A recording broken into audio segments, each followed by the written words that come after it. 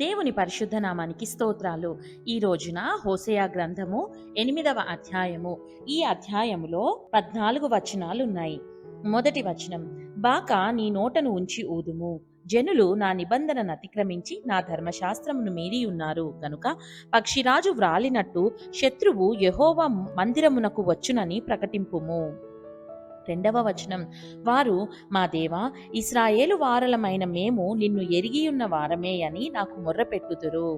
మూడవ వచనం, ఇశ్రాయేలీయులు సన్మార్గమును విసర్జించిరి గనుక శత్రువు వారిని తరుమును. నాలుగవ వచనం, నాకు అనుకూలులు కాని రాజులను వారు నియమించుకొని ఉన్నారు, నేనెరుగని అధిపతులను తమకుంచుకొని ఉన్నారు.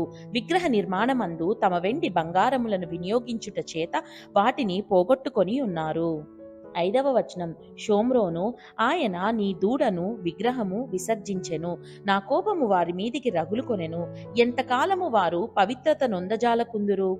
ఆరవ వచనం, అది ఇశ్రాయేలు వారి చేతి పనియే గదా, కంసాలి దానిని చేసెను, అది దైవము కాదు గదా, షోమ్రోను చేసుకొనిన ఈ దూడ చిన్నాభిన్నములగును. ఏడవ వచనం, వారు గాలిని విత్తియున్నారు గనుక ప్రళయవాయువు వారికి కోతయగును. విత్తినది పైరు కాదు, మొలక కాదు, పంట ఎత్తినది అది పంటకు వచ్చిన ఎడల అన్యులు దాని తినివేతురు.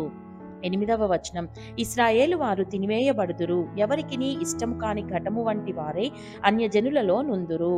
తొమ్మిదవ వచనం, అడవి గార్ధబము తన ఆశ తీర్చుకొనబోయినట్లు ఇశ్రాయేలు వారు అష్షూరీయుల యొద్దకు పోయిరి, ఎఫ్రాయిము కానుకలు ఇచ్చి విటకాండ్రను పిలుచుకొనెను.